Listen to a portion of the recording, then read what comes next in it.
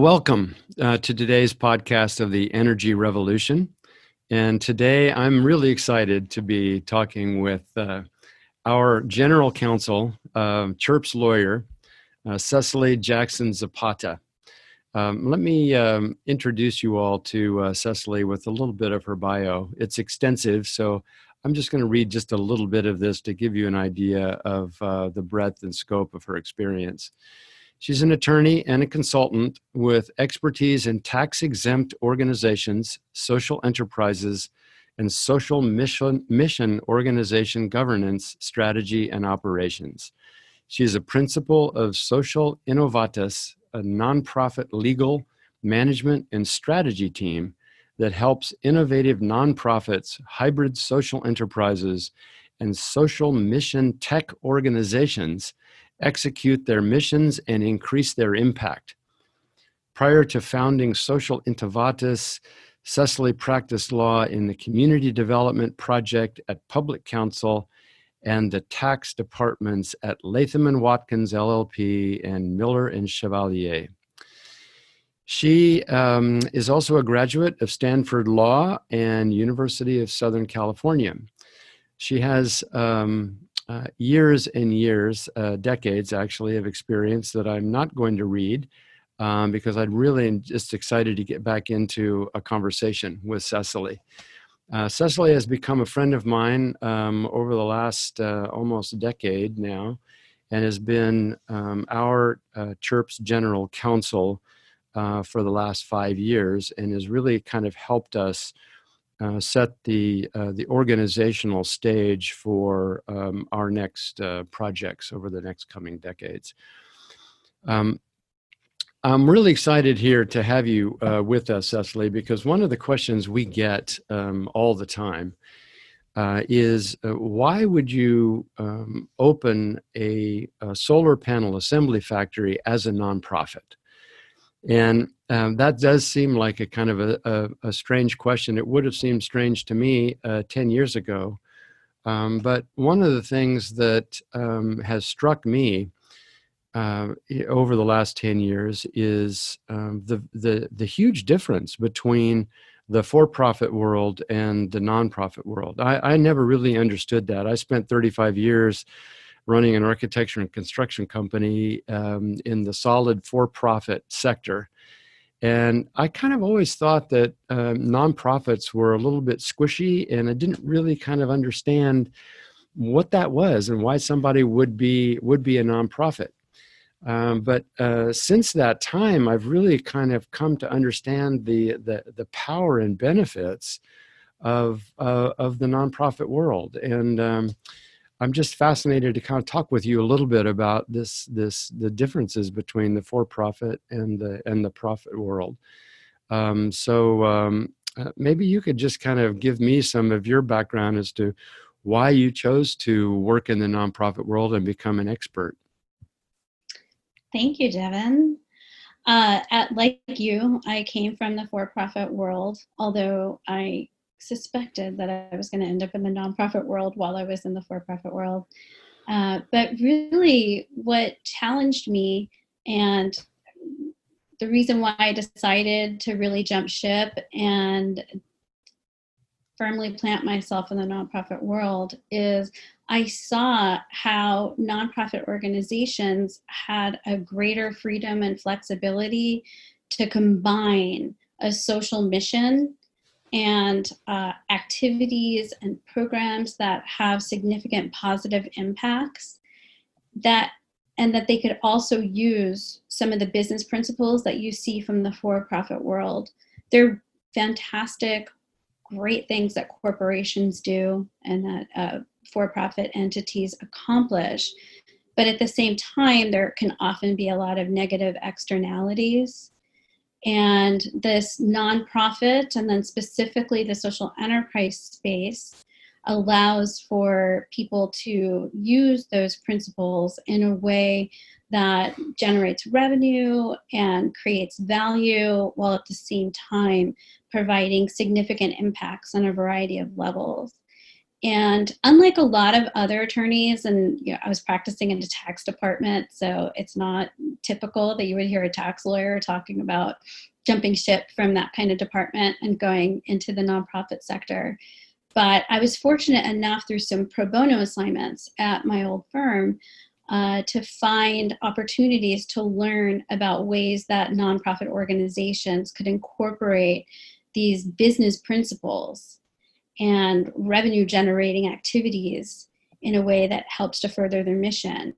And what also was kind of fun is that often I found that these nonprofits stumbled across these social enterprise opportunities. They were really firmly committed to their nonprofit mission and their programs, but it just turned out that they had really perfected a model. And that's the way that I actually entered into the social enterprise space. Interesting. So it was kind of an organic switch for you in that sense, as well as kind of the sector itself. You're suggesting that as nonprofits were attempting to become more and more relevant, which would also mean generating their own revenue, they organically started kind of creating this social enterprise definition. They were kind of creeping toward that definition automatically. Yeah, and it really came out of those high-performing nonprofit organizations that had a commitment to excellence and were innovating in ways that the for-profit sector saw could really benefit them as well. But the nonprofits remained true to their charitable or educational mission.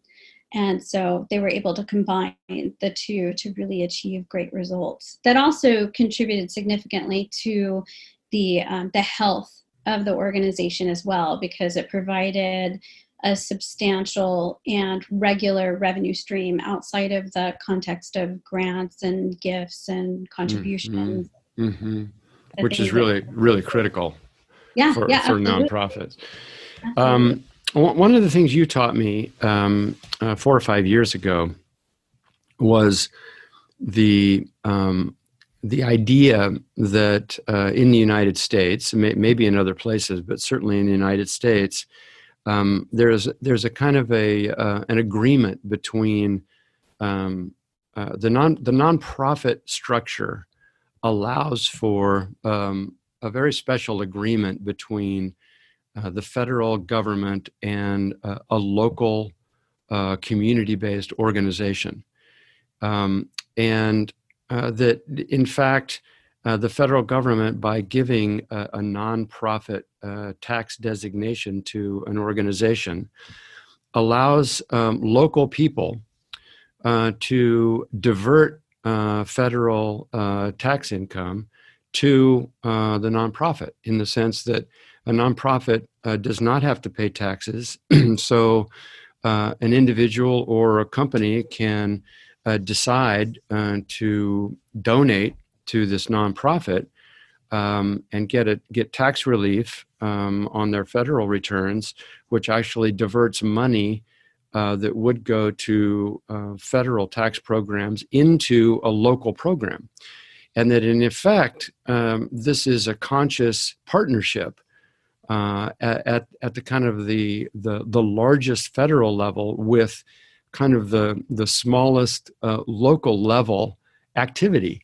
And I thought that was a kind of a fascinating concept that I hadn't really ever thought about before. I always thought kind of nonprofits were maybe kind of slippery, kind of taking advantage of a tax situation. But in fact, this was created from the beginning, this idea of a partnership with the understanding that the federal government is not oftentimes best suited to engage in and create local programs.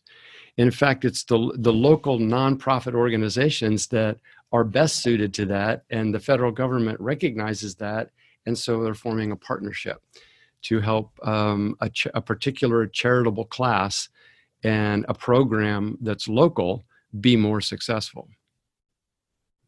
Yeah, and actually, it ties back to a commitment to democracy, if you think about it. The concept that the tax attorneys in the charitable world talk about is lessening the burdens of government. And that this is one of the reasons why 501c3 public charities in particular, like CHIRP and other organizations that are working at a community-based level, they're actually engaging in activities that are helping the government and helping the public. And so that's part of the justification for the tax exemption, is that the government itself doesn't have to engage in those activities because the nonprofit is doing so. But in addition, the democratic aspect of it continues in that the tax exemption is provided to organizations that can demonstrate that their local communities and also regional, national foundations and corporations and other stakeholders support what the organization is doing. And they do that in the form of grants and government contracts, or contracts with corporations, gifts from corporations, sponsorships, and grants from individuals as well. The government views that as a stamp of approval from the public, where people are voting with their dollars, not necessarily in the Citizens United way, but really voting with their dollars and supporting these local organizations because they say, we see the benefit that these charities are providing. And we understand that these are making our world a better place. And so we're going to support these charities because we want to see them, to exist and to really flourish and to continue to increase their programs and their impact. So yeah, the government recognizes that to the extent that you have these organizations and people who are paying attention to them have decided that they want to support them and like to see them continue, then they get the benefits of the tax exemption, as well as the charitable contribution deduction for the 501c3s, which is a significant added benefit. I think that's a beautiful concept, that the fact that any nonprofits exist, it's a demonstration of the existence of a democratic base that is supporting that particular organization, no matter how small or large it is. It's a reflection of a community's need and their vote that organization should indeed exist. Absolutely. And the government trusts that these organizations, these communities recognize the value of them. And so you'll see that different organizations receive different levels of support and also engage in a wide variety of activities. But it truly is a democratic act when you're voting to support a particular charity, and the government respects that. So within the world of nonprofits, there's a number of different ways that nonprofits can be structured. And what you have counseled us to do is to structure ourselves as something called a social enterprise. And maybe you could kind of describe to us a little bit about what the benefits and kind of what does that really mean, a social enterprise? Well, the social enterprise is going through a significant transformation, not only here in the United States, but around the world. It's something that has existed for a very long time, although people now are recognizing the impact that their everyday choices can have on the world around them and on their local communities, and people are much more aware of it.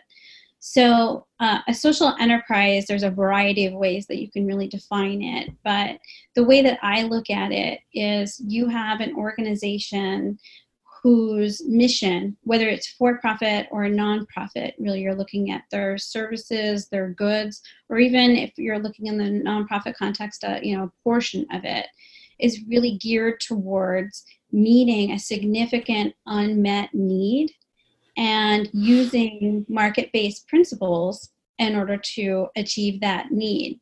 Now, one of the really significant differences also that I see in social enterprises as opposed to your typical for-profit entities is that the manner in which a social enterprise functions is just as important as the impact, the product, the service, whatever kind of benefit results from the activities. So it's kind of like from soup to nuts. So rather than looking at, say, an organization that has come up simply with some kind of method or some kind of new product or service that achieves something in a way that's beneficial, and they go ahead and just conduct their business the way that they ordinarily would and sell their service or their good, and it just so happens that it benefits a societal need or an environmental issue or some other significant unmet need. A social enterprise is structured in a way where it's really thinking about how the entity is actually accomplishing its work and how it can really incorporate those principles of meeting those unmet needs from the very beginning of the work that it's doing, all the way through to the end user of its services or its products. So one of the kind of my basic understanding of social enterprise is that, especially from our perspective, we are serving a particular charitable class, a broad range of low to middle income households in our most underserved communities. But we're also a manufacturing company. We do education. We do community organization around energy efficiency and moving our society toward kind of a net zero, net fossil fuel based economy. And now we're also getting into manufacturing, which would seem to be more of a kind of a for-profit enterprise. And so what we're going to be doing is within the nonprofit umbrella of CHIRP, we will have a for-profit project actually being able to not only take donations and foundation grants and government grants, but also will be able to sell solar panels on the for-profit market, with those proceeds and profits funneling back into the nonprofit corporation to get regenerated within the organization, which will ultimately drop the price of those panels, which will allow us to put more solar panels and solar systems on more low-income households. This is kind of this virtuous cycle. Mm-hmm. And you're kind of suggesting that this model has ended up kind of be what people are calling social enterprise, but this is kind of how innovative nonprofits are kind of organically moving toward this social enterprise model. Absolutely. And I think that this particular example that we have here is a true model for social enterprise. Many people are familiar with the fact that manufacturing jobs, which constituted a very significant portion of the U.S. economy for many years and helped a lot of families and communities to really thrive and survive and to really accomplish quite a bit, many of those jobs have really disappeared. And it's almost like the U.S. economy has really started to focus much more so on a consumer type of economy, and has shifted a lot of the manufacturing jobs overseas. And social enterprises are some of the entities that are really looking at ways that they could reintroduce local manufacturing into local communities to recreate those types of jobs that have really served as the backbone of the U.S. economy for very significant amount of time. And so the way that social enterprises are approaching manufacturing is very different. You do have that manufacturing work, but at the same time, you will, in a social enterprise context, you're manufacturing products that serve a particular role in this circumstance. These are products that are creating renewable energy and are fighting climate change. And also, the business model is allowing low and moderate income households that to date really haven't had the opportunity to participate in this type of renewable energy model. You're giving them access to this and giving access to people in a way such that they're able to actually significantly reduce their energy costs, which they then can use to reinvest in their local economies, much like the way that factories and manufacturing firms did in our country for many, many years. However, on top of that, you're also taking many of the people who would be the ultimate beneficiaries of this product, meaning the low and moderate income residents in your area, and providing them with unique job training opportunities and the ability to work in this growing space that is so critical for the entire planet, let alone our local communities and our country. And so you're actually combining the manufacturing with the environmental sustainability and the local job creation, and really focusing on a population of employees that may often be considered to be difficult to employ, or people who have experienced significant barriers to employment. And so the manufacturing firm is really committing itself to employing this particular population because it's all part of the mission of the organization.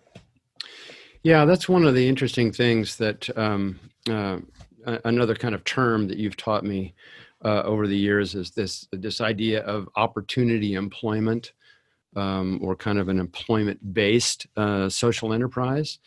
And one of the really kind of rich things about this whole program for me is that we are creating now a solar panel assembly factory.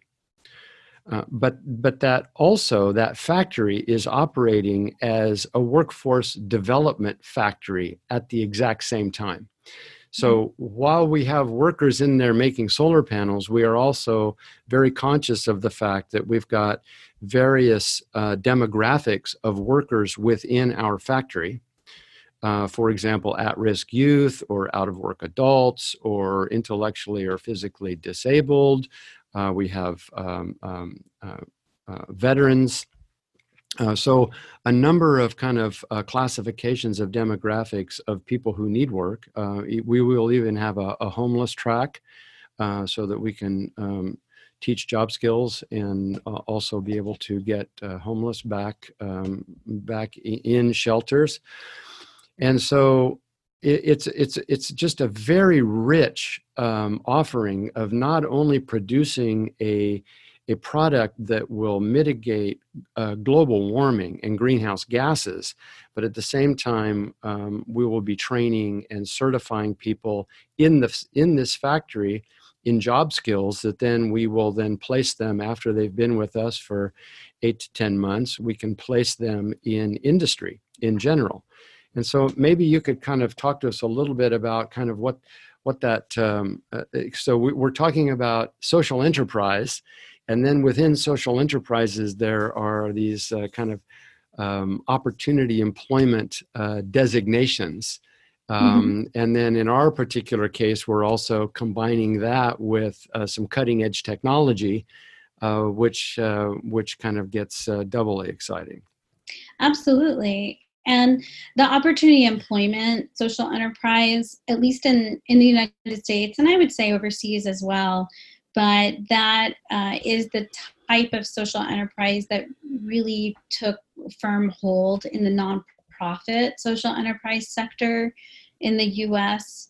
And so you can even look back, Goodwill is kind of considered maybe the very first opportunity employment social enterprise, where Goodwill decided that they were going to provide training and opportunities or jobs for the people who are receiving the benefits from the program as well, in order to provide those kinds of skills for people who may not have readily accessed them outside of the Goodwill context.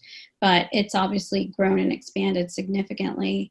And that's ties back to what we were talking about earlier about the way that social enterprises, and in particular, nonprofit social enterprises that have this type of opportunity employment model, the way that we operate, it's just that different.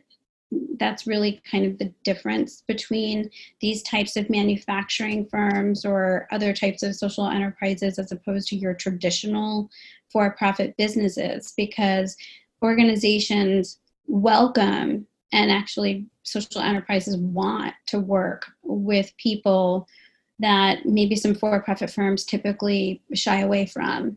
And they recognize that they may have some additional requirements in order to succeed as employees and to be able to be a part of those entities, those corporations. And so employment, opportunity social enterprises have a history of incorporating additional elements like social workers and maybe some in-house trainings for employees, whether they're partnering with job training and workforce development organizations, and then also developing their own work in-house, where we're welcoming people who actually need that type of assistance, and we're ready to assist them with a variety of different needs. Sometimes it's related, like you were saying, with housing.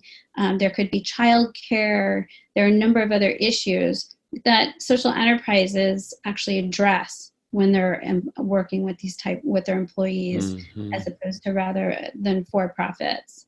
And then, obviously, to the extent that we're actually focusing on placing our products with low and moderate income populations, that in and of itself is a distinction, but it also allows the employees that are working within that type of employment opportunity social enterprise to feel a different level of connection with the customers and what these products and services ultimately will be doing. Yes.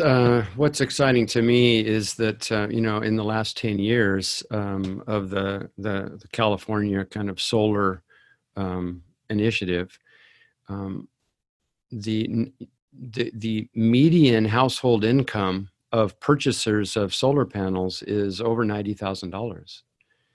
And with the vast majority of people way below that in terms of household income, it means that 60 to 70% of the population in our state and the country, by extension, is without access to any kind of renewable energy or access to the energy revolution or the reduction in their utility bills. Right. And so this is super exciting to me to be able to use this nonprofit structure to be able to reduce cost on our product, and then to be able to get this product out to the lowest 60 to 70% of the population, which if we do not do that, we cannot even address our global warming issues, because the goal, and for example, in California, is to be 100% renewable energy by 2045. And how can we do that if we don't have access to the lowest 60 to 70% of the population? So it's a mandate not only from an environmental justice and a social equity perspective, but it also demands it from a global warming and carbon mitigation perspective, which are both two of California's top priorities: carbon mitigation and environmental justice. And being able to bring all of this together in this nonprofit way, to me, is kind of the only way to address this. And to me, there's two things. One, I feel like the way that we're addressing this is truly a hallmark of social enterprise, because what you'll find in the social enterprise field, you'll find some real innovation. Often in the products and the services that are created and that are produced, as well as the manner in which they're produced. But in this circumstance, it is exponentially larger, because in the state of California, we have this cap and trade model and marketplace, which is unique in the United States, and it's something that a number of experts in the climate space have really advocated for. And when you look at the cap and trade program, the idea is that people or organizations that are purchasing the carbon credits that they need in order to continue to produce, their products and conduct their businesses, the idea is that they're really investing in those organizations that are engaging in some pretty significant carbon mitigation activities. Mm-hmm.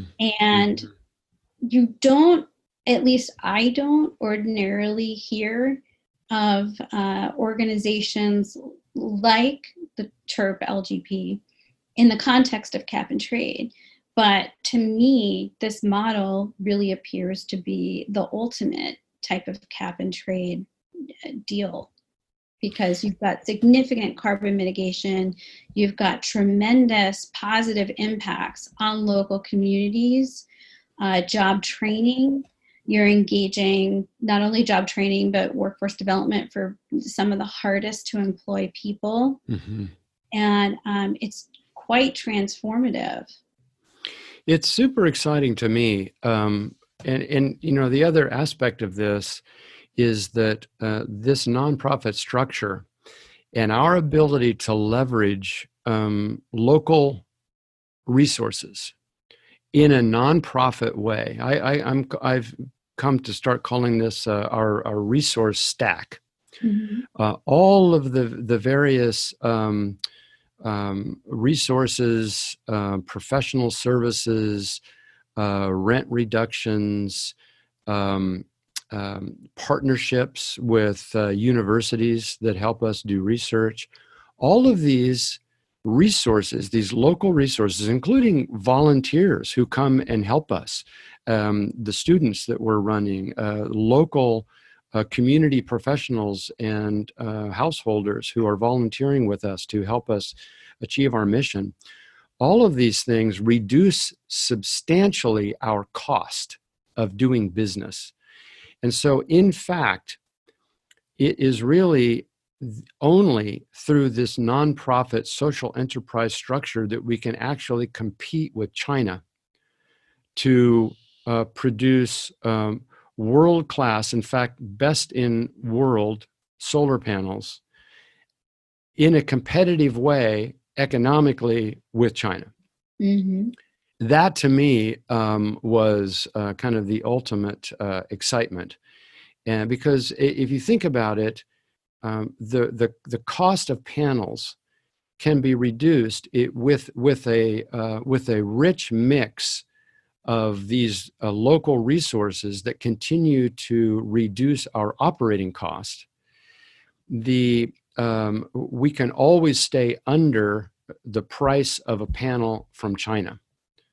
And the part of the beauty in this, why we're also excited, all of us at Chirp, is not only are we getting to use the nonprofit model, but everybody on board, including the inventor of the technology, is 100% committed to deploying his technology only in a nonprofit structure executed by local people within local municipalities.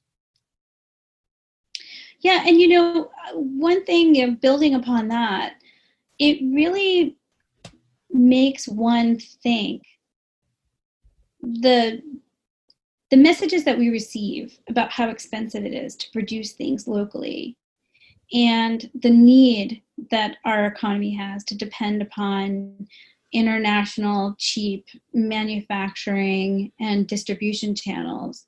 How accurate is that? I mean, I'm not saying that that we could do everything in this kind of context, but so many myths that I think are commonly accepted have been easily slayed by this model. Yeah. And that's something that you see in social enterprise, you know, and then you're seeing it in a variety of other areas that wouldn't necessarily call themselves social enterprise.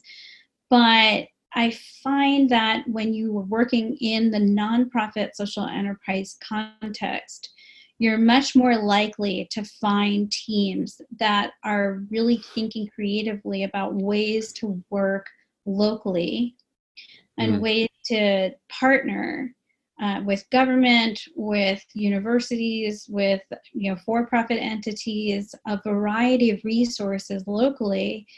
And sometimes it's not that hard to actually come up with a model that has exponential benefits locally in, you know, local communities or throughout the nation here, that many people may not have actually thought of because they've bought into these assumptions that it's just not cost effective and there's just really no way that you could do that here.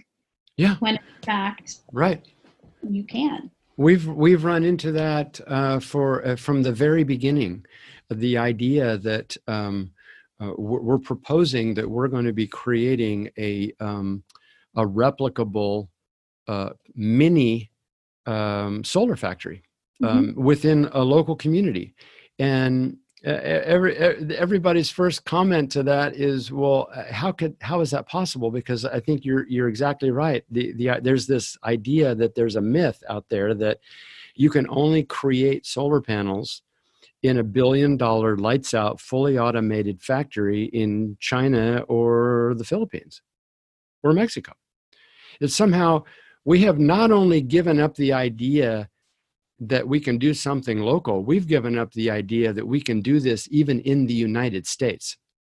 So we don't even have a solar manufacturing sector in the United States.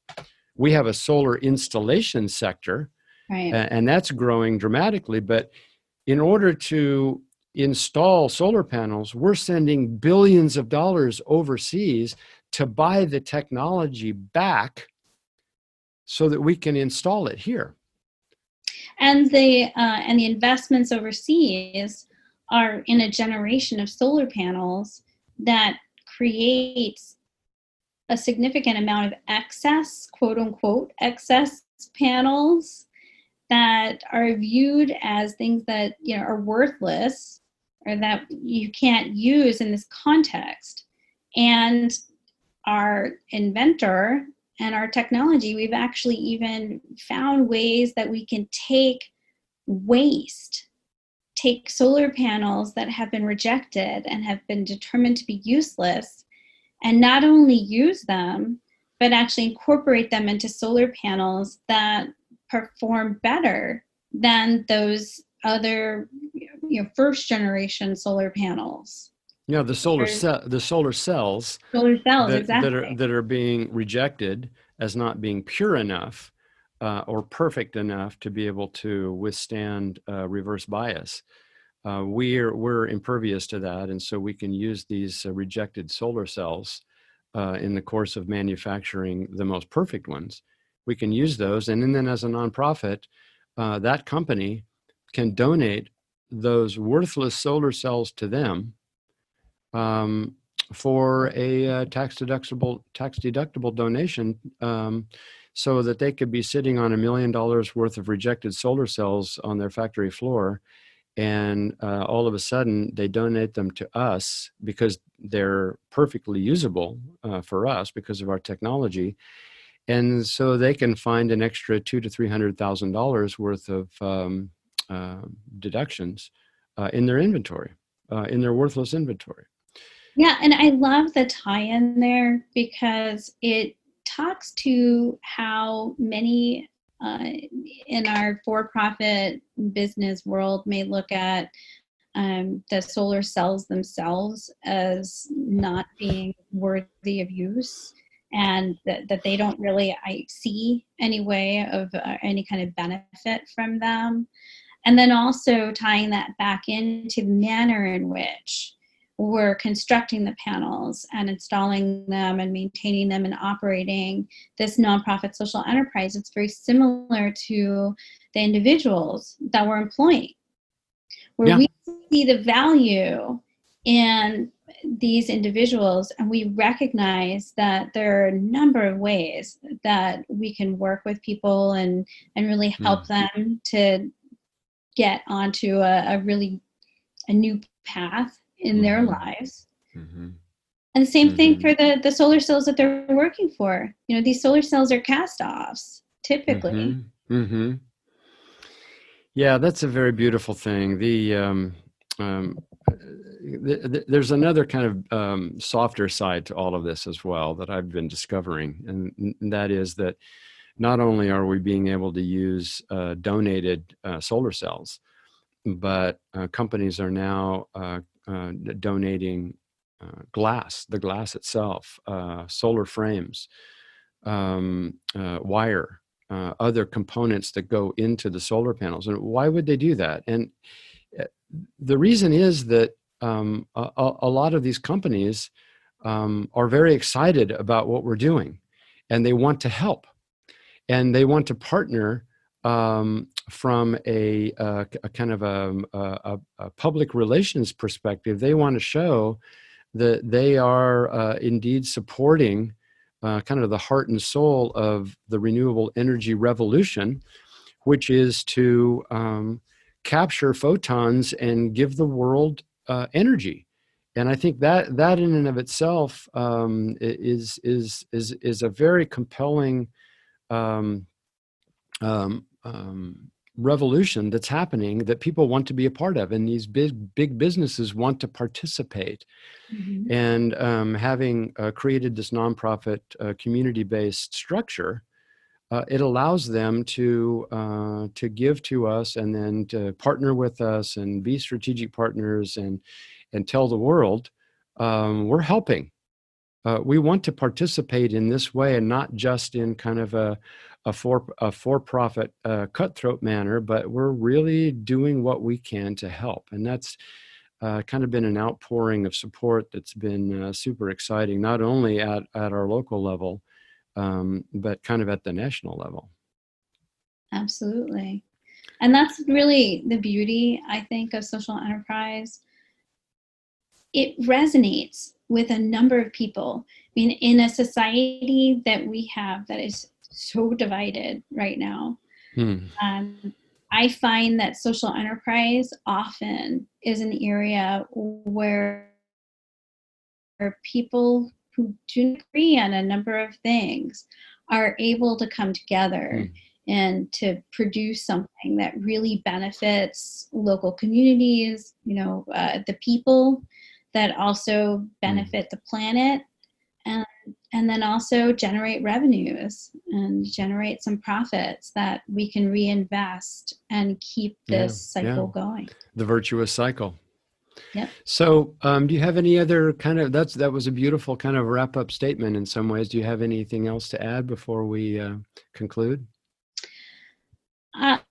I don't really have very much to add, although I know that we'll be returning to this conversation over time as the organization grows and as we reap the benefits of that and our communities do. And I'm really excited for the opportunity to embrace this dynamic social enterprise model And I think the fact that the government and for-profit entities and the universities, the local communities, people are really rallying behind this. Mm-hmm. And Mm-hmm. I think there's a reason why, because everybody recognizes the benefits of this and are very excited about it. Well, thank you for joining us today, Cecily. I've just been very grateful and inspired by your leadership in helping us kind of set the tone and the foundation for the structure of our organization. And this has been a very rich journey for me. And as you say, I'm looking forward to many more conversations with you. Thank you so much, Devin. It's such a pleasure you. to be a part of it. Thank you.